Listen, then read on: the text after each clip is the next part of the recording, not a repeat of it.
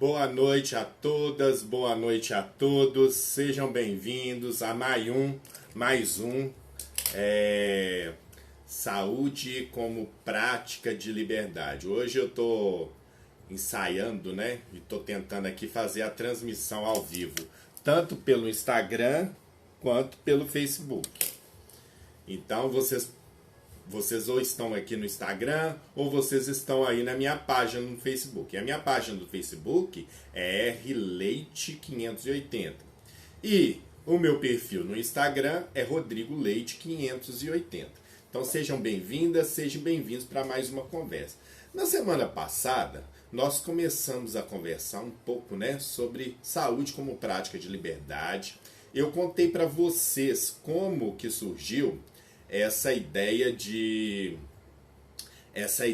desse programa, de onde veio esse nome. Então esse nome é Saúde como Prática de Liberdade. Eu copiei de uma dissertação de mestrado, de uma Marcos, seja bem-vindo, obrigado. Marcos está no Instagram, viu, gente?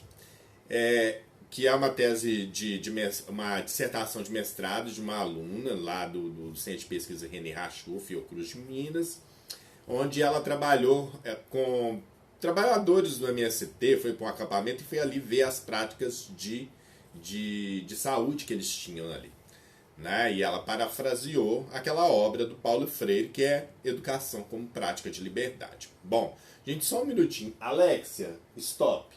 Bom, gente, Alexia, deixa eu contar para vocês, né? Eu e o Washington, nós compramos aqui uma Echo, uma caixinha daquela aqui da Amazon, e vem com um robozinho que chama Alexia. Então ele atende os comandos de voz. A Alexia estava tocando uma música aqui, eu pedi para ela parar, para não nos atrapalhar. Bom, gente, então... E aí, na semana passada, eu expliquei que esses encontros nossos, eu vou sempre falar para vocês sobre algum assunto interessante sobre saúde e prática de liberdade. Já chegaram várias ideias, né? A Isa, que é uma grande amiga minha, psicóloga, me deu umas ideias também, né? Sobre a gente discutir essa questão da liberdade e a saúde. E eu já acatei, nós vamos falar para frente. No dia de hoje, algumas pessoas me mandaram perguntas também, porque o tema de hoje nós vamos falar de algo muito atual que se chama vacina. Bom, gente, o que são vacinas, né? E a nossa ideia aqui é de conversar assim, gente, bastante... Eu vou abrir aí uma caixinha também de... Deixa eu ver aqui. Olha, tá cheio de perguntas aqui, depois eu vou mostrar para vocês aqui. Mas o que são essas vacinas? O que significa vacina? A vacina, gente, como a gente fala, quando a gente está doente, a gente toma remédio, não é? Então, eu senti uma dor de cabeça, aí eu vou lá e tomo uma dipirona. Eu, geralmente, quando estou de ressaca, eu tomo dipirona 1 grama. Cessa-se a dor de cabeça ali. Ou seja, eu tive um efeito de uma doença, né, que ali eu vou chamar aqui de doença, ou alguma coisa que está me transtornando, que é uma dor de cabeça muito forte, tomo um medicamento para poder ser curado daquilo. Beleza? Então tem efeito curativo. Como que as vacinas são? As vacinas seriam, digamos, remédios, ou seja, que a gente chama de imunobiológicos, ou seja, são remédios biológicos ou imunológicos e biológicos que vão agir no nosso corpo de forma preventiva. Ou seja, quando a gente pega... Vou citar uns exemplos aqui. Quem tem mais ou menos a minha idade aí, está na faixa com menos de 50 anos, já deve ter ouvido falar muito sobre algumas coisas. No meu tempo, quando eu era criança, eu não tive cachumba porque minha mãe era muito preocupada com essas questões. Então, qualquer vacina que tivesse à disposição, eu e minhas irmãs, minha mãe corria atrás disso, sabe? Mas não era muito comum ainda, né, em algumas coisas. Eu, por exemplo, tive vários coleguinhas, né, quando era criança, que falavam assim, fulano tá de cachumba. Aí a gente ouvia mães lá, né, em Sabará, lá no Nações Unidas, onde eu cresci, dizer o seguinte: o bom de cachumba é que você só pega uma vez na vida. E aí era muito comum também aquele negócio, ó, fica quietinho, porque a cachumba pode recolher, né? Tinha essa coisa da cachumba recolher e tudo. Eu lembro dessas narrativas. Eu ficava curioso, né? Era uma mistura, aquela coisa de criança, né? De graças a Deus eu não peguei cachumba. E ao mesmo tempo também era mistura. Eu falei assim, não, como é que é ter cachumba também? Queria ter cachumba também, né? Que a mãe cuida, que trem todo.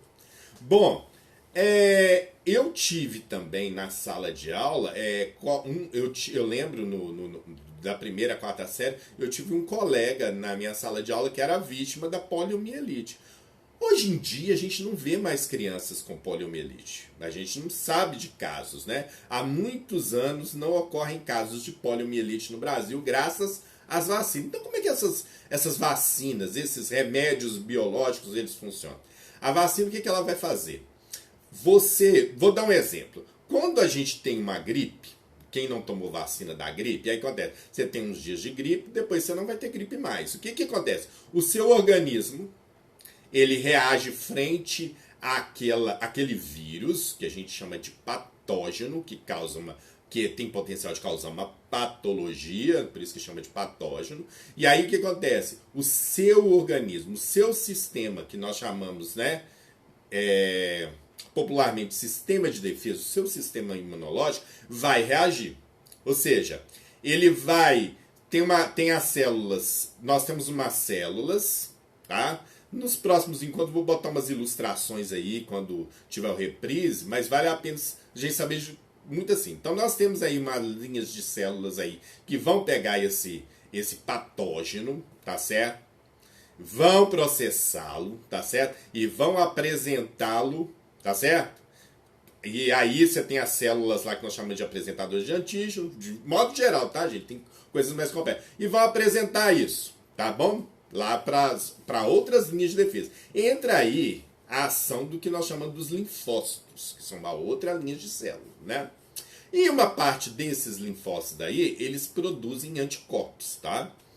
Então, o que vai acontecer nisso tudo aí? Ou seja, nós temos células, tá certo? Reconhecem, processam e ativam outras células que vão produzir anticorpos. O que acontece nisso? Quando você tem anticorpos contra um determinado agente que pode te trazer algum dano, você não tem mais aquela doença, né? Você pode ter contato com ele de novo que não vai ter problema nenhum. Então, o que acontece com a gente? Nós tomamos uma série de vacinas. Eu, por exemplo, tomei vacina de hepatite B. Com a vacina da hepatite B, o que acontece? Eu nunca desenvolvi hepatite B. E eu tinha que tomar a vacina da hepatite B porque eu sou profissional da saúde. Os profissionais de saúde estão mais expostos a esse tipo de doença. Então, tomei. O que acontece ali com isso? Eu nunca peguei hepatite B, mas eu tive contato com o vírus da hepatite B, provavelmente mais de uma vez na vida eu tive contato com esse vírus, sim. Mas o que é o mais legal disso tudo? Na hora que ele entra em contato com o meu organismo, entram aí todas essas linhas de defesa que vão me proteger. Então os anticorpos vão agir ali, eu tenho uma taxa de anticorpos considerável e vão segurar e vão impedir que aquele micro-organismo se instale e desenvolva doença em mim. Tá? É assim, de modo geral, que as vacinas funcionam. Ou seja, as vacinas são ações preventivas para evitar que nós venhamos a adoecer. Gente, e é muito interessante. Ó, isso foi lá no século XIX. O Louis Pasteur, que todo mundo já ouviu falar pelo menos uma vez na vida, é considerado o pai das vacinas, né?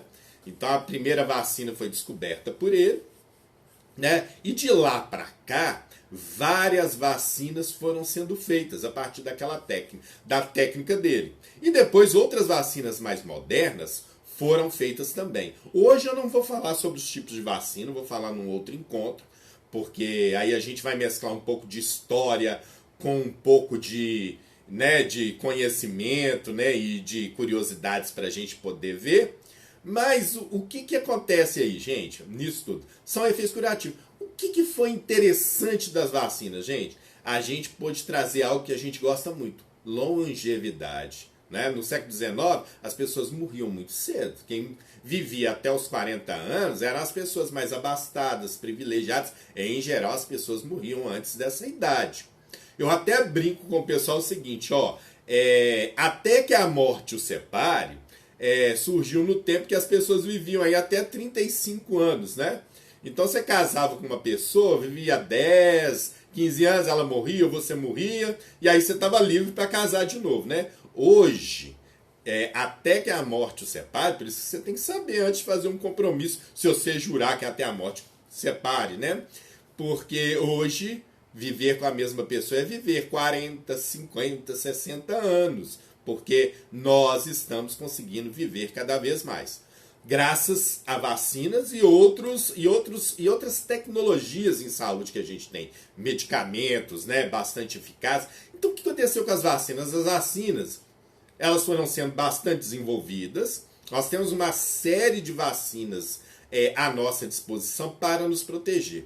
O que está acontecendo neste momento, e que a gente tem falado muito sobre vacina, é a pandemia do coronavírus, né, do Covid-19 aí. Essa pandemia do Covid-19 aí tem um vírus que é o SARS-CoV-2, tá certo? Então, o que está acontecendo? Nós estamos tendo desenvolvimento de vacinas para combater a doença, o vírus se instalar e fazer com que as pessoas adoeçam. Então, vamos lá. Tem uma pergunta mesmo, né, que a Maria Eduarda mandou sobre isso. E ela pergunta assim, vacina do Covid é de que tipo? Bom, Maria Eduarda, a vacina de Covid, eu vou falar para você. A vacina que o Butantan, a vacina do Butantan, que é a que está sendo mais usada e está mais disponível, ela é de vírus atenuado, ou seja, o vírus está ali, mas ele é atenuado, ou seja, é um vírus incapacitado de causar qualquer infecção nas pessoas. Então, você faz uma vacina com vírus atenuado, ou seja, todos os componentes do vírus estão ali. Ela é introduzida no seu organismo e aí o que acontece? O seu organismo entende que está tendo uma infecção. Estou falando isso, gente, muito assim, popular, muito de forma geral. O seu organismo tem aquela infecção, entende que está tendo uma infecção. Então ele vai fazer todo o processo como se o vírus tivesse entrado em você. Mas esse vírus não é capaz de desenvolver a doença em você. E aí o que acontece? Você vai gerar anticorpos contra o Covid ali. O que vai acontecer nesse caso? A partir daí, você gerou anticorpos. Vem aí a segunda pergunta que chegou aqui. Por que tem que tomar 2 doses? Não são todas vacinas que você tem que tomar 2 doses. Mas tem vacina que você tem que tomar até 3 doses. O que acontece ali? O primeiro contato que você tem com a primeira dose estimula o seu organismo à produção de anticorpos. E aí, quando eu tomo uma segunda dose, é como se eu tivesse um segundo estímulo. Aí eu vou produzir uma quantidade ainda maior de anticorpos. E uma coisa que é importante também é para deixar a memória ali, para que a gente tenha anticorpos por muitos anos. Então, o que vai acontecer ali? Eu tenho X anticorpos, e aí, para que a vacina seja mais eficaz, eu preciso ter 3x. Então, eu dou uma segunda dose. Nessa segunda dose, provavelmente, eu vou ter 3x de anticorpos, tá? Bom, tem pessoas que tomam vacina e não ficam imunizadas? Tem, mas isso é raríssimo. Mas pode acontecer sim, porque isso depende do quê? Você está estimulando uma reação no organismo daquele indivíduo. Então, é o seu organismo que está produzindo, é um estímulo que nós estamos fazendo ali. Bom, e aí, gente, o que acontece? Por que a gente deve vacinar? Porque vacina é a maneira mais eficaz, né, da gente prevenir várias doenças. Vocês já viram aquela fala lá que as nossas avós sempre diziam que prevenir é melhor que remediar? E realmente é. Quantas pessoas aí tiveram contato com o coronavírus e morreram? Ou estão com sequelas graves também, nós temos esses casos também. Nós temos gente que está desenvolvendo outras doenças por causa, depois que se recuperaram do coronavírus. Então, gente, não existe outra maneira melhor, que a gente precisa o quê? De prevenir, ou seja, tomar vacina. Gente, ó, vacina não faz ninguém virar jacaré. Vacina não faz ninguém ter mutações sérias, não faz ninguém, assim, ter nada de variação. O que as vacinas fazem no nosso organismo é produzir uma resposta, fazer o nosso organismo produzir resposta contra aquela determinada doença. Bom, continuando a pergunta da Maria Eduarda, eu falei como que é a vacina do Butantan. Agora, a vacina de Oxford, que está sendo produzida pela Fiocruz aqui no Brasil, ela já é uma outra tecnologia, tá?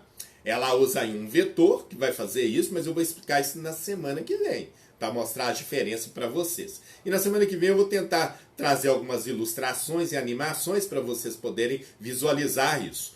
Então, o que nós temos aí? Então, aí, ó, nós temos à disposição duas vacinas que estão agora no momento aí, entrando na nossa casa. Vacinas de vírus atenuado e tem uma outra que tem um vetor que vai fazer essa ação e eu vou explicar o que é mais na frente. Bom, gente, outra coisa que é importante a gente saber é que vacina protege a nós.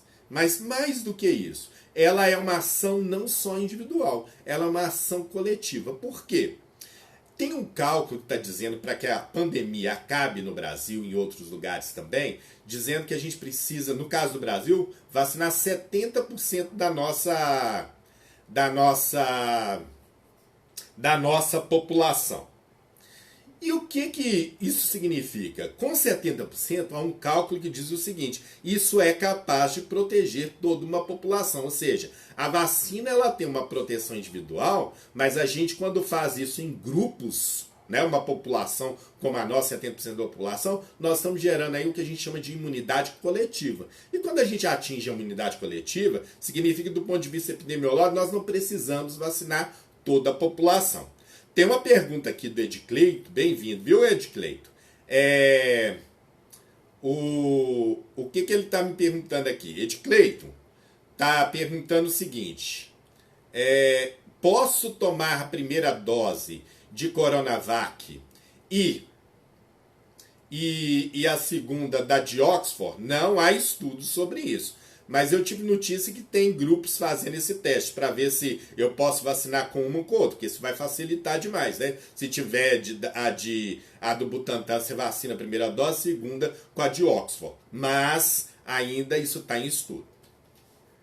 Gente, outra coisa também, que foi uma pergunta que chegou aqui para mim, que quem me mandou aqui foi a Irlane, que é minha prima lá de São Paulo. Por que crianças de 0 a 18 anos e gestantes não podem tomar a vacina? Por quê? Irlane, o que acontece agora?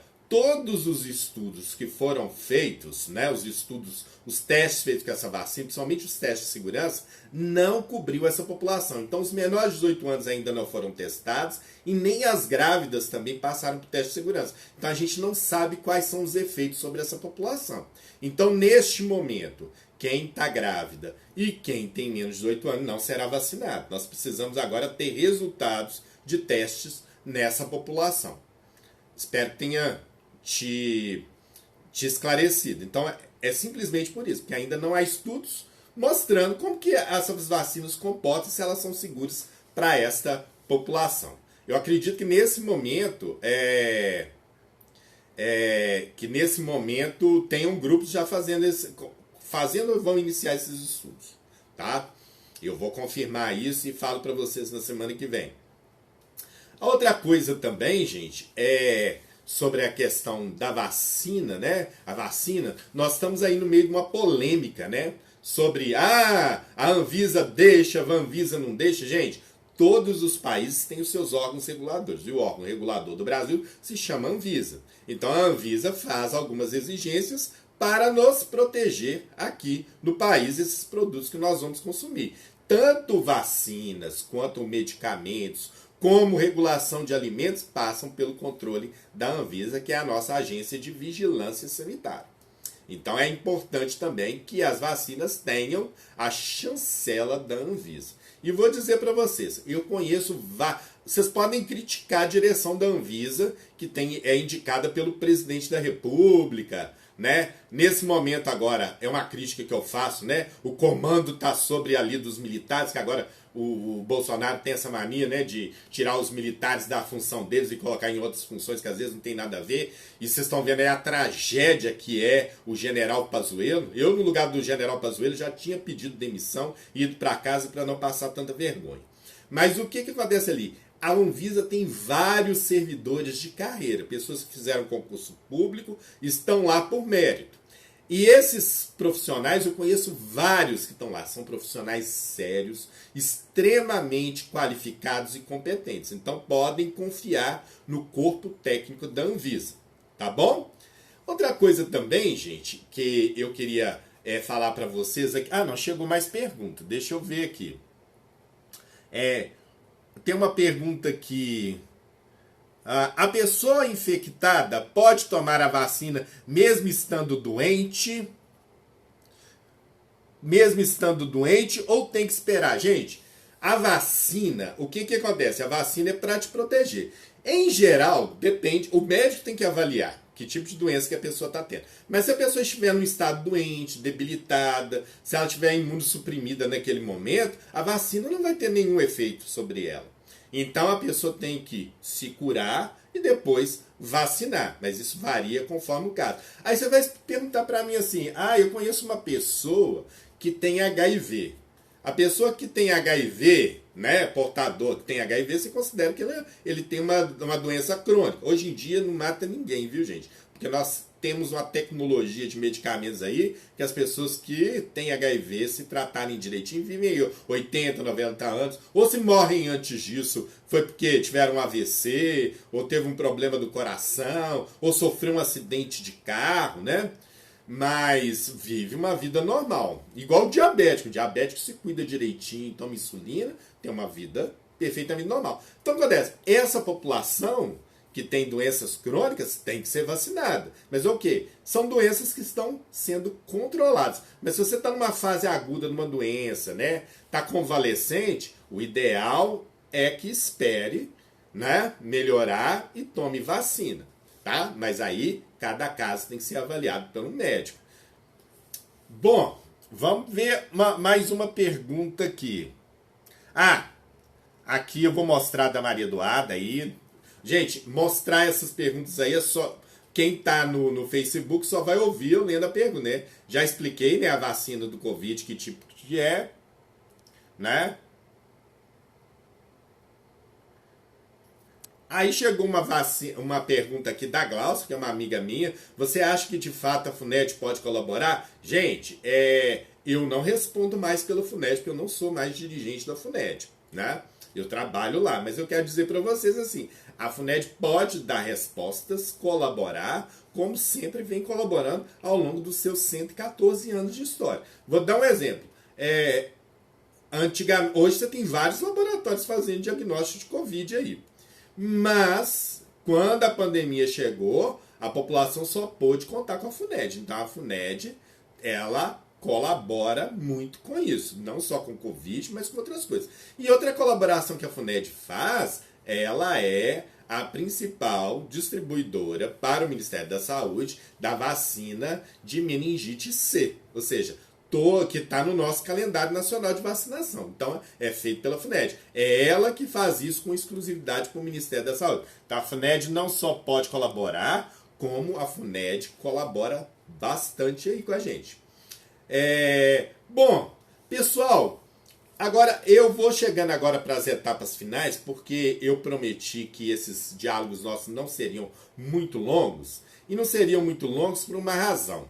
Eu não quero que vocês fiquem cansados. Eu não quero que ninguém abandone, né, a transmissão. Fala assim, meu Deus, vai começar o Big Brother. Longe de mim, eu sei que é impossível eu conseguir competir com o Big Brother, né? Quem dera, né, que eu pudesse fazer essa competição. E sei que as pessoas estão loucas para saber, né, quem vai pro paredão. Já sabe quem vai pro paredão. Estão fazendo uma aposta aí de que a Carol Conká sai hoje, né?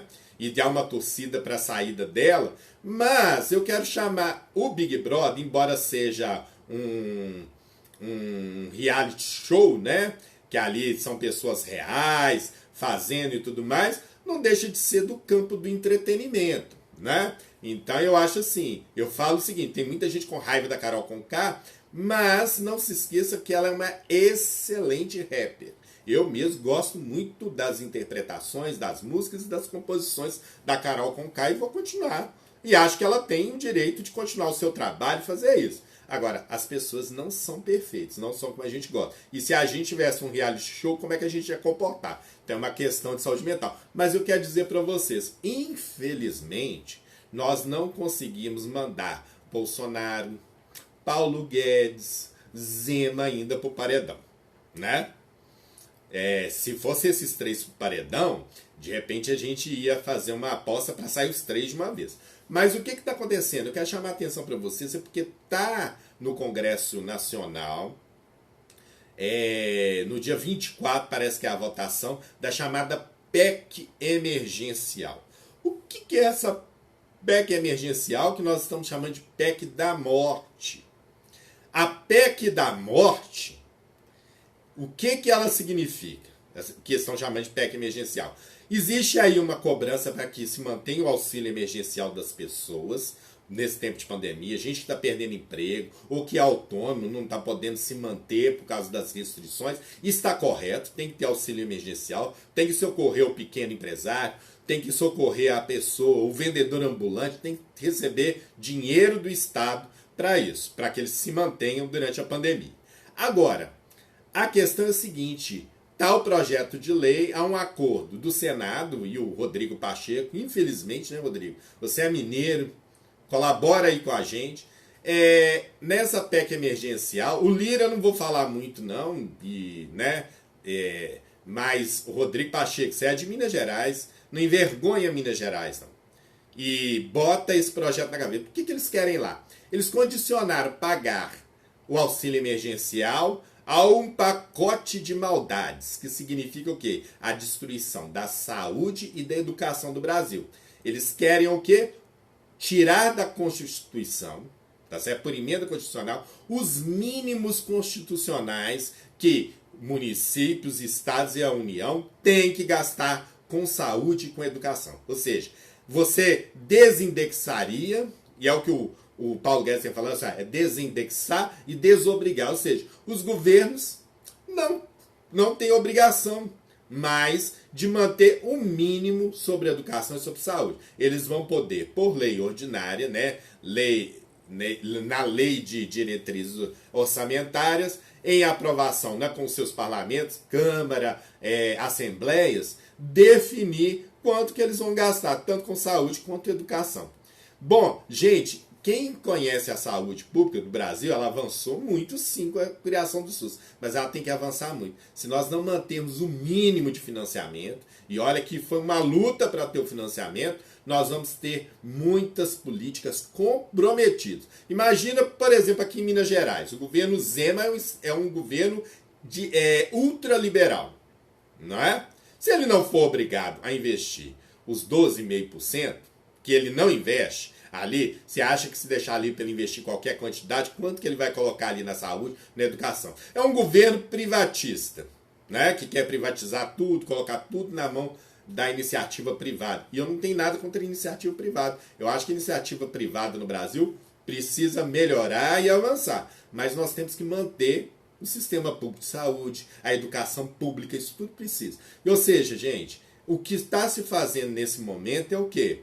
Dar um tiro na construção histórica que o Brasil fez dessas políticas. Então, gente, se você aí que está me ouvindo, vamos pressionar para que a gente mantenha isso. Gente, e outra coisa, porque se você não tiver recursos garantidos para a saúde, você não vai ter vacina.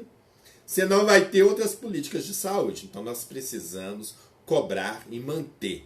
Nós não podemos deixar que os mínimos para a saúde e educação sejam retirados. Tá bom? Gente, isso foi muito bom o nosso encontro e eu vou encerrar agora. Eu vou dar para vocês aí, vou sugerir para vocês um livro. Peguem a caneta de vocês e nós vamos conversar na semana que vem. Nós vamos falar sobre os tipos de vacina, mas vamos entrar nesse livro.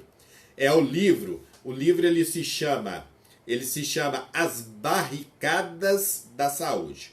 E por que eu escolhi esse livro para a gente poder ler? E eu gostaria que vocês lessem esse livro. É um livro muito gostoso de ler, fácil de ler. Ele vai falar sobre a revolta da vacina.